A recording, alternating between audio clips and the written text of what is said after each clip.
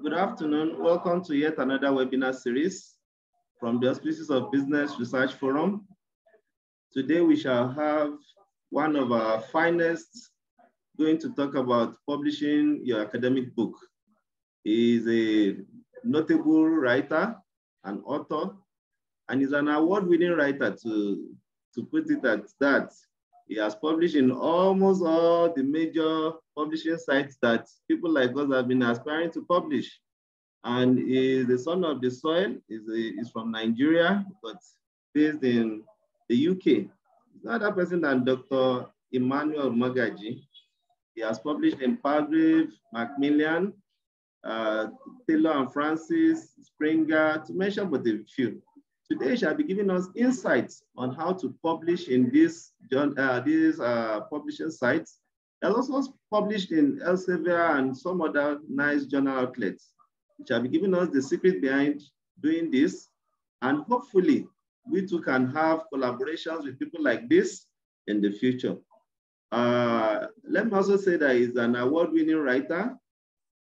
And we hope that by the end of this program, we shall have the question and answers where we can also ask vital questions on how to publish our manuscripts in journals and books. He's not that person that Dr. Emmanuel Mogaji, and is from the University of Greenwich, London, UK. Doctor, the floor is yours. Thank you so much, Dr. Lawal. It's been a pleasure engaging with you. We've worked together on a project before, and I really appreciated your tenacity. You are a good part of that project, and when you reached out, I can never say no. Yes, I see what you are doing, and I guess it's also a pleasure for me to sort of contribute and to give back. So today I'll be talking about publishing your academic book. Yes, I remember doing a Google search about my name. I'm sure many of you should be doing this to let people know to let you know what Google thinks about you. And it was so surprising to see that Google described me as an author. And though I will not describe myself as an author, I see myself as a university lecturer, but it's just to really understand the context in which you're having this presentation. Yes, for you to have a book, then you are just an author. And this is something that is being recognized globally. So this is just for you to know that, yes, there is a huge prospect into this journey we're about to go. So a bit about myself. I'm proud of my African roots. Yes, I'm a Nigerian. I was born in Lagos. My first degree was in Unilag. So I still feel associated with Africa, and it's a pleasure to connect back. I describe myself as an academic researcher, but also a university lecturer. Yes, I've got about some upcoming books, edited books, textbooks, and I guess it's just for me to show you some of those things I've written, perhaps to sort of enhance the credibility of what I'll be saying today. This is something that I've done for many years, and I've got some insight tips that I will be willing to share with you. So this is some of my books on Amazon, where I've got textbooks, I've got edited books, I've got monographs. It's a long process, and you often ask yourself, why bother with books? Yes, I think that is often the main question with academics. Why should I bother with books when I can just focus more on academic journals and all those things? But I think it's important to recognize the value in having a story that you want to tell, like you have a whole control over everything. This is also something that I see it as a tick in our academic career, something that you need to do. So you're not doing it because of promotion, you're not doing it because of, oh, I want to get high impact this or citation, but I see it as contributing to knowledge. You want to recognize that textbooks actually last a lifetime, because you have it there, and this is something that people can often refer to. And also the feeling of holding a book. I think that's something that many people are taking for granted these days. Like, yes, we just think everything is online now, everything is digital, but there's still that feeling of holding a book. And this is even something that many of my students have shared with me, asking me, where can I buy your book? I said, don't buy it. You know what? It's available to download from the library. They said, no, we want to hold it. We want to write on it. We want to scribble on it. We want to highlight. So you want to recognize that books are good. It's one of those academic exploits that I will always encourage people to do. Even if it's just one, just have that as in your arsenal, have that on your CV. And also, it helps you to build connections. Yes, it helps you to again, that was how I got to know Dr. Lawal, through books. Again, because we had a project and we reached out and we had that good time working together. So it helps you to expand your network. It helps you to meet people with shared interests. And also, it puts your name out there. So that's some of those reasons why you want to bother with books. Ultimately, this is about you taking responsibility for everything and ownership for what you've done. But this all depends on your own pathway. How do you want to go about this? I see it as a passage drive for any academic. I see it as a credible thing to do for you to have a book. Yes, it's very tedious, it's very time-consuming, but it's worth it. And that's some of those things we want to discuss today. But remember, you need to know that this all starts with your idea. And that is one of those things that you need to recognize when you are reflecting on if you want to write a book or if an academic publisher will not reject your book proposal. So think about it. What is your motivation? Are you interested because everyone is doing it? Are you interested because you've come to a seminar like this or a workshop like this? Are you really ready for this journey? I tell you, it's not easy. It's time-consuming, but like any other thing, you don't find gold on the surface. You have to dig the earth to find the gold. But the question is, have you got the morale for this activity? So while we are talking about submitting proposal, writing proposal, have that big picture. Ask yourself, reflect on your capabilities. Do you really understand what it takes to do this activity? Also, you don't need to understand the time it will take to write a book. It could take 1 year. That's actually often like a minimum. So it depends on, even if it's your first book, it can take longer. So you want to reflect on your own ideas and your motivation for this. Also, asking yourself this question: are you the best person to write this book? Are you really the best person? Or do you just want to go out there and embarrass yourself? But the fact is, you could be the only person that knows about this topic, and you could just have about 1 year experience. That definitely makes you the best person to write this book. But the question again is, what is your background? What have you done? What is your level of experience? How many books have you written before? How many journal articles have you written? How many blog posts have you written? And what is your level of expertise? Remember, the experience is different from expertise. You might have 20 years experience in something, but you might not have that expertise. That is why you want to ask yourself this question: are you an expert on this matter? Why would I want to read your book? Excuse me. Why would I want to read your book? Why would you want to write something that people will be doubting? And that is why you want to ask yourself, are you credible? And how can you prove or demonstrate your credibility? For example, I showed you some of my books that I've written earlier on. That is something it is an evidence of my credibility. So I could say, if I walk to any publisher, I have an edge. At least I can say, you know what, I've done something. Check my record. These are the things I have done. It's about you being able to demonstrate that credibility, irrespective of the country you are from. I've worked with Dr. Lawal. I've worked with people from Ghana, from South Africa, from Egypt.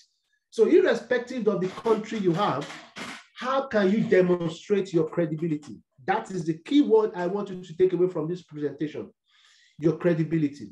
So your credibility, it's something that you build up over time. Even you might think I've written about, let's say, 7 books. Some people have stronger credibility that they can even twist the hand of the publisher to give them what they want. So it's about how do you build this, your credibility. But when you're also thinking about your idea, who are your core audiences? So think about this. Number 1, are you trying to write for academic scholars? So for example, the book I wrote with Dr. Lawal, it was meant for academic scholars, people who are doing research in that particular area. But I've also written some books for students. I've written textbooks, which I know these are for students. So the language is different. The examples are different. The way you position the words are different. Oh, are you writing for practitioners? Yes, again, this is something I work on with some colleagues in Ghana, Nigeria, and America. We did one book on healthcare services. So this is actually meant for practitioners to see how can you market your healthcare service. So you need to know that not everybody will read your book. So you can't say that I'm writing a book that is for everybody. No. You want to be focused. So for example, the books I'm writing now, I've got some which I know is for scholars, and I've got one which I know these are textbooks for students. It's about you being focused and being able to present your idea coherently. Also, you want to reflect on the types of book you want to write. Are you writing a textbook? Are you writing a monograph? So monograph is like you have everything, you are the only author, but it's a book that has maybe 7 chapters, but it's all about the same thing. And it's not a textbook. Where you have edited collection, whereby you have different chapters, but they are all under the same themes. So edited collection has got a different struggles because you need to have people that will contribute into that chapter. Unlike a monograph, whereby you are responsible for everything. Also, what are the contents? What are the pedagogical features to engage and retain the readers? Are you having like boxes in it, case studies, tutorial questions? What are your theoretical positioning? Those are some of those things you need to consider as you reflect on your idea. Remember, this is just your idea, which is just in your brain, which is just those things that you're thinking about before you propose it to a publisher. You also therefore need to recognize that the what counts are important. Yes, you might think your book is finished, but no, it's not finished. You want to make sure you get opinions and ideas from other people to help you fine tune it and to make it really marketable. But ultimately, you want to ask yourself, Emmanuel, does this still really worth it now? Do I need to write a book now? What have I got to say? Yes, because 10,000, 100,000 words is not easy. Does it really, is this something I can take up right now? So remember, these are just the ideas you are reflecting on.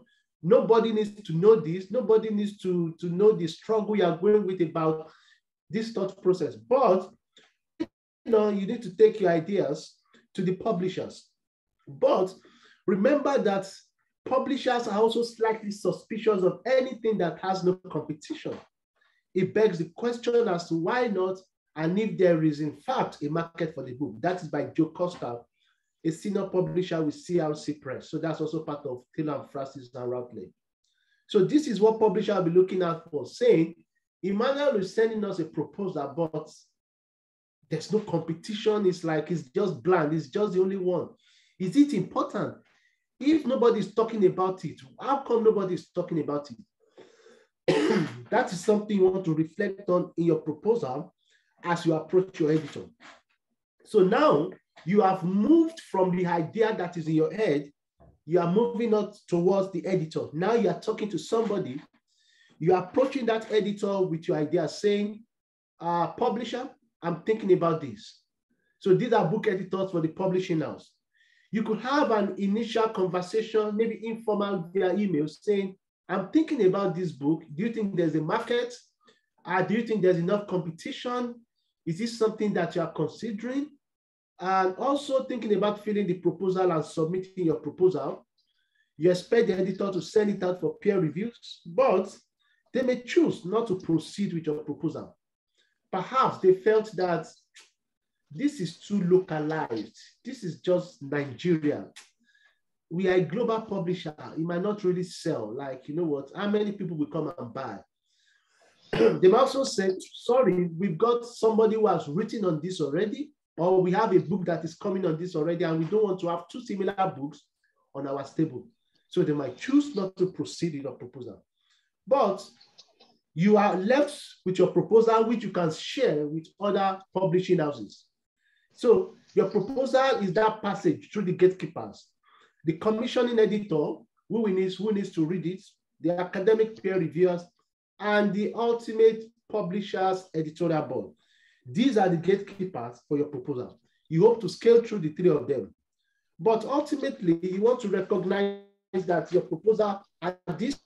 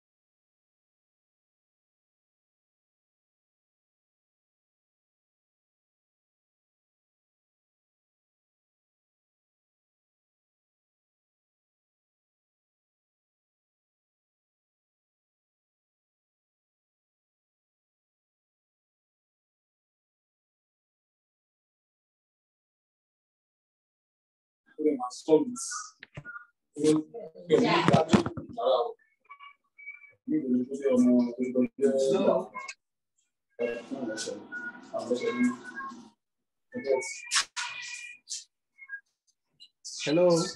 Hello, doctor. Can you still hear me? Yes, we can hear you now. You are back. Okay. So I was talking about the proposal. Just reshare your slides, sir. Okay.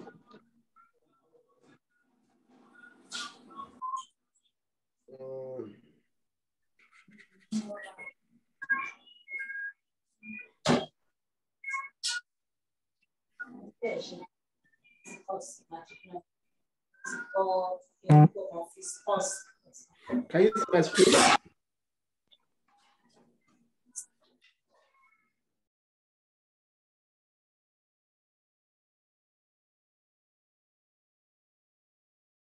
We can see your slides, sir.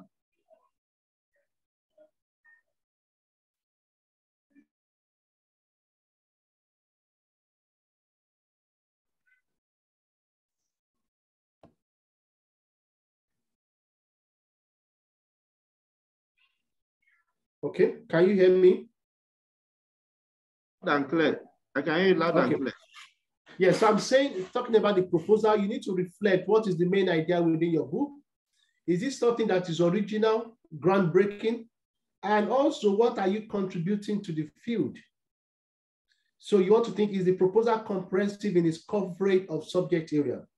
So this proposal we go through the commissioning editor. Let me see, okay.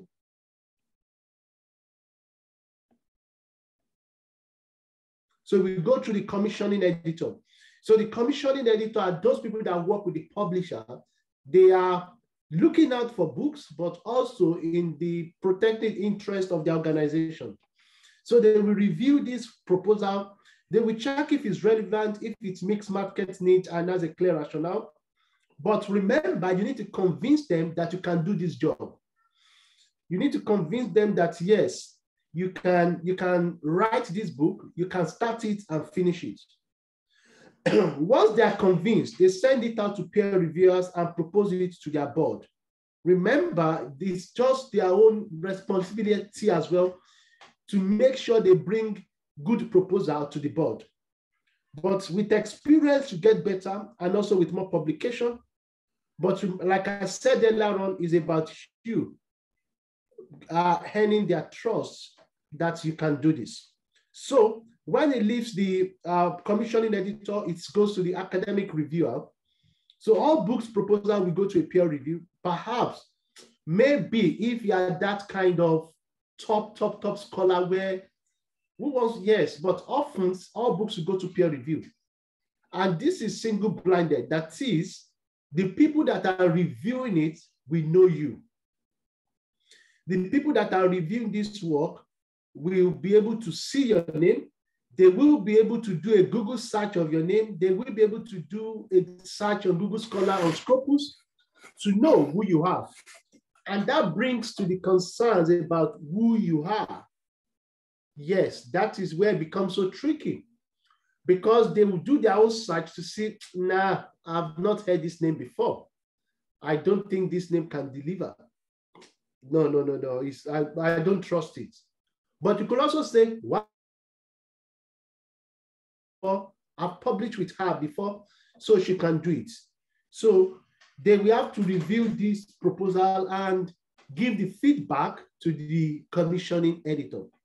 So the commissioning editor will also look at their own contacts to see if there's somebody else that can review this work. And after that, the commissioning editor will look at what the reviewer said, look at what the market is saying, and go and present it to the board, saying, board, I've got this book I'm thinking about. Would you be interested in publishing it? So the board will also be the one to, say, let's go ahead with it. But the commissioning editor will pitch your proposal. Remember, they've gone through it and they feel confident it's good to go. But this is not guaranteed. So the commissioning editor will have to perhaps persuade the editorial board to say, you know what, this is from Africa, this is new, we've not had something like this before, please give them a chance. So you hope the editorial board will then agree. But you want to think about which publisher are you going to consider? Because that is why we need to have a book. That is why you don't just want to write this book and publish it on your own. Self-publishing, yes, you can do that, but it doesn't really give you much of a credibility. So you need to be mindful of who is who. Be mindful of credible publishers. I'm not sure if you've heard about the Lambert Academic Publishing.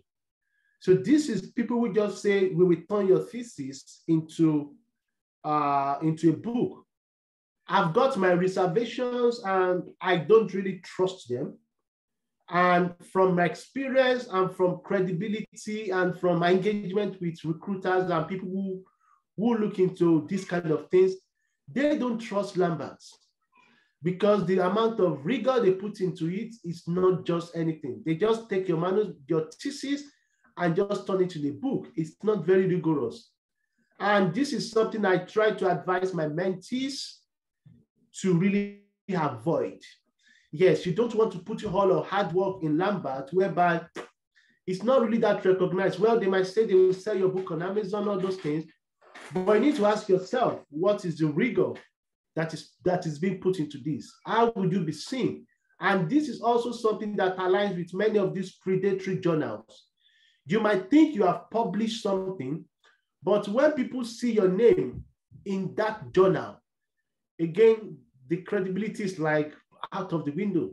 So it questions you that, so at this stage, you don't even know how to select a credible journal, a credible outlet for your work. And that gives an indication that you are not really a serious researcher, because a serious researcher will be conversant with the dynamics of the industry, will be conversant with the top publishers, top publishing houses, and know where their colleagues are publishing, and they want to publish them. Because often when you publish in predatory journal, your work is not really considered to be credible. And you don't want to waste your efforts, because most of the works that are gone into predatory journal can actually go into a mainstream reputable journal. So for me, from my own personal experience, I will not recommend Lambert. Yes, IGI Global, it is in the middle. Yes, I've published a book chapter there before, but I've got my reservations. It's not a place I will go back and publish. Yes, because a friend just told me, you know what, come and contribute something to my book. Again, it's about that contact. You just feel a friend is asking me, yes, go on, do that. But this is not a place I will really propose or really want to approach for a book. Again, that is my own personal opinion. So take note, this is my personal opinion. But here are my top 7.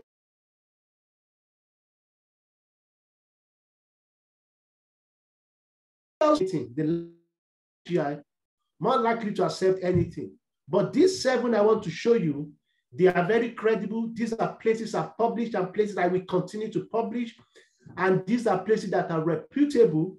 And if you can find your way in, you are really making a statement for yourself. So this is not in any particular order. It's just the way they came to my mind. Firstly, is Sage. So Sage is one of those publishers I will recommend. I've got a book with them coming up very soon, Qualitative Methodology. Again, it's a place I will always recommend. So go to their website. Often these publishers, they need books. They need ideas. The website tells you how to publish your book with Sage. Routledge is also a very good one. This is a place I've published most of my books. I've loved working with them. I've got another one coming up with them again, Digital Consumers. I loved working with them. They are very professional and they are very supportive. So Taylor and Francis, Routledge, CRC Press, it's also a very good place I will always recommend. Yes, and also they have their Scopus, their chapters and books are indexed in Scopus, so that's also another advantage for me. Palgrave, yes, this is also a good place. I've published many books here as well. Palgrave, yes, this is also a very good one, which I will recommend. Yes, one of my textbooks was published by Palgrave.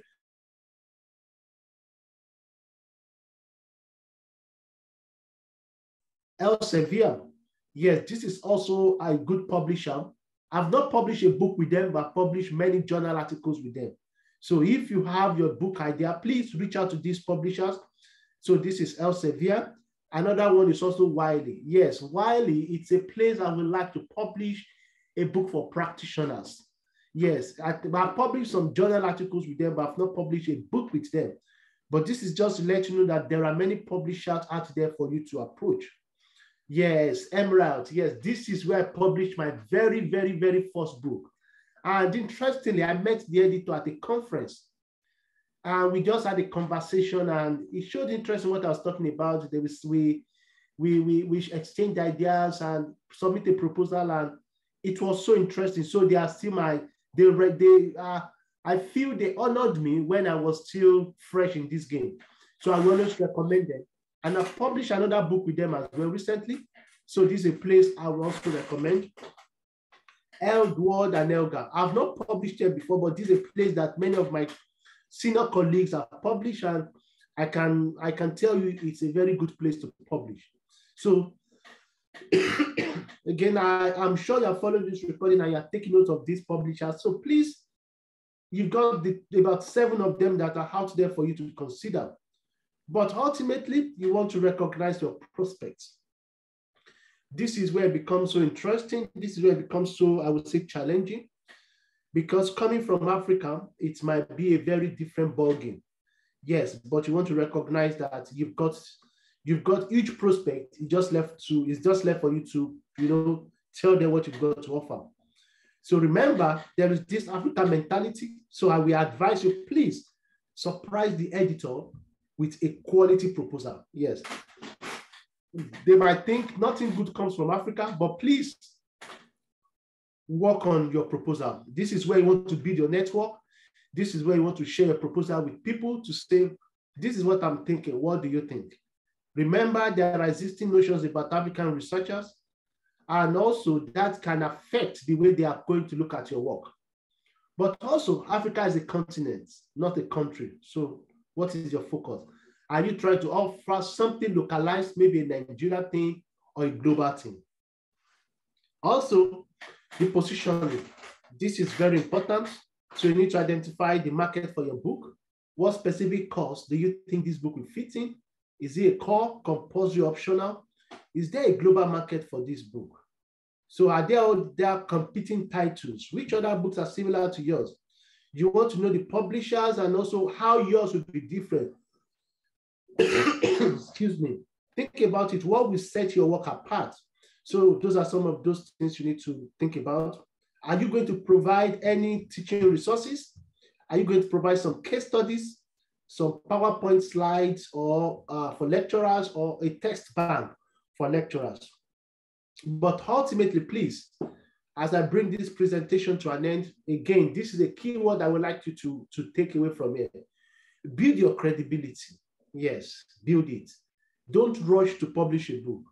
Learn the ropes. Publish at least a book chapter. Get involved in the process. Just even know what it feels like.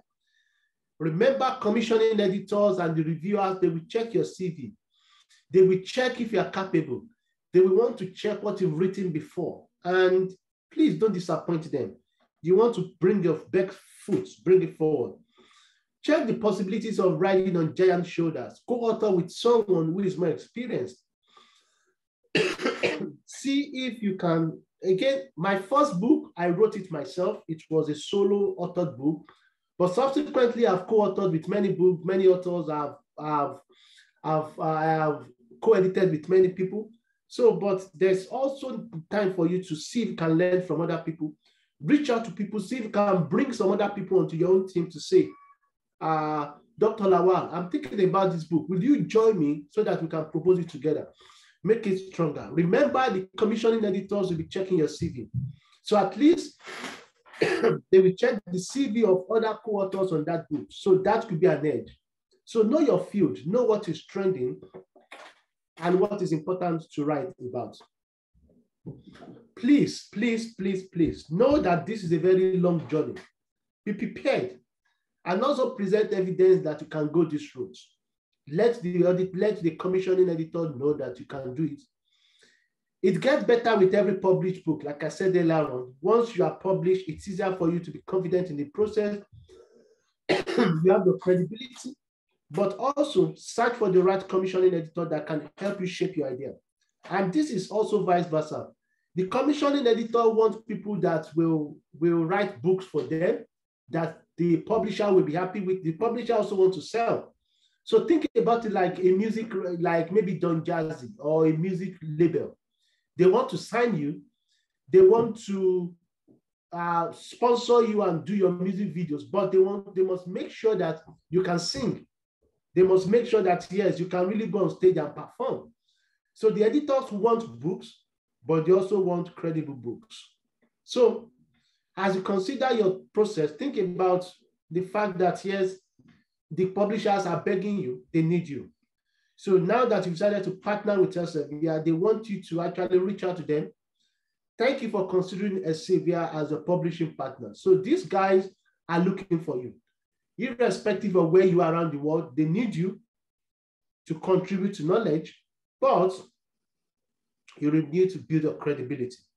So as I bring this to an end, please show these editors that you are not just an African, you are a credible African who can deliver outstanding and quality work. So thank you so much for your time, and I wish you all the very best on your journey. If you need to reach out to me, that is my email address.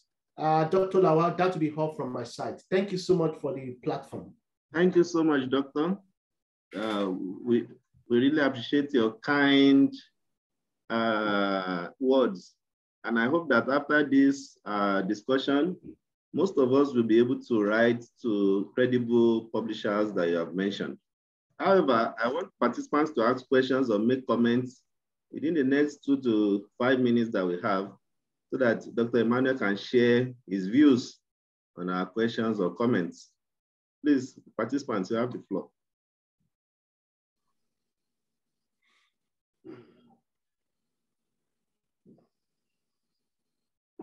Okay, Doctor, the only thing I want to ask is about the proposal.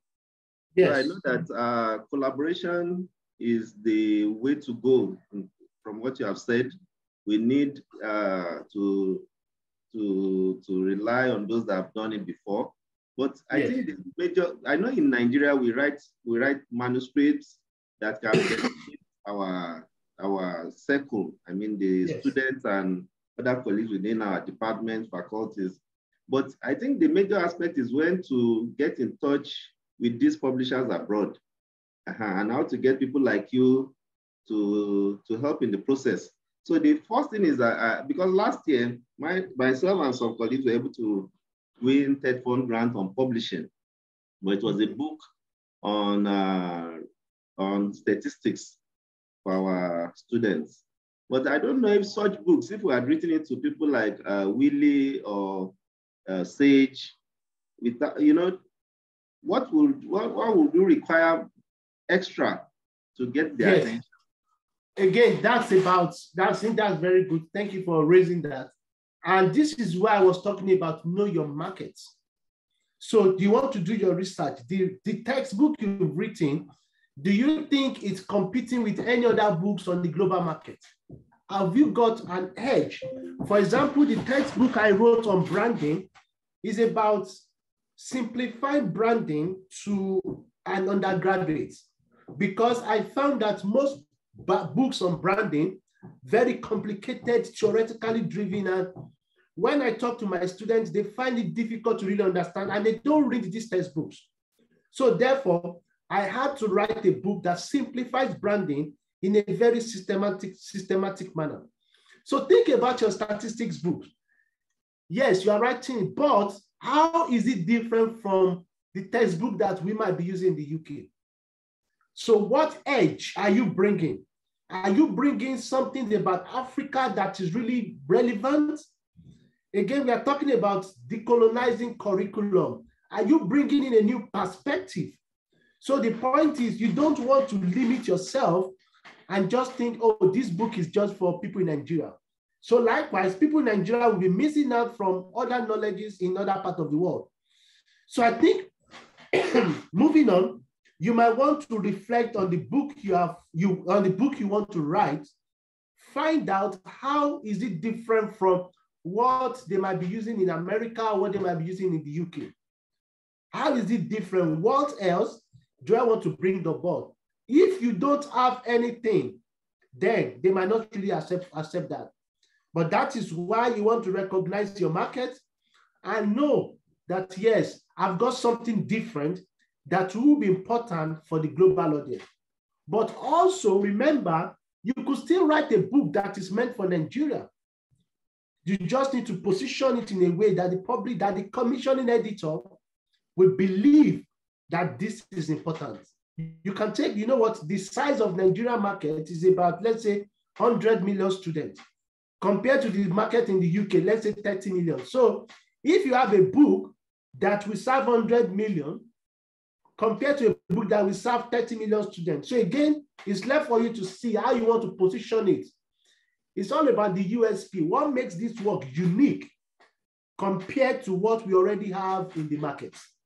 If you can have that, then use that as the core of your proposal, saying, I'm writing a new book on statistics and it's different because of this, because of this, because of this.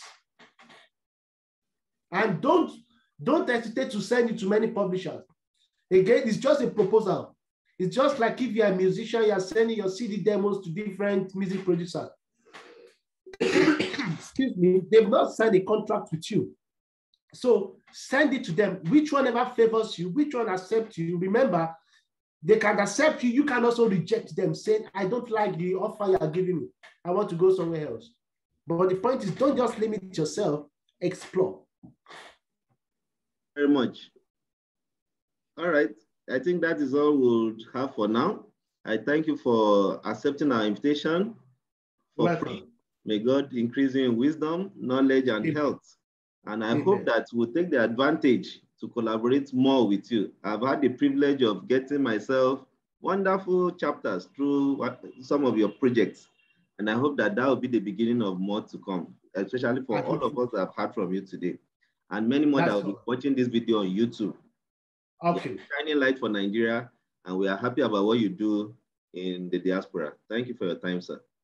Thank you for this time. It's a pleasure sharing this platform, and I wish you all the very best. All right. Have a wonderful time. It's bye-bye for now. Thank you, everyone. Bye for now. Bye, sir.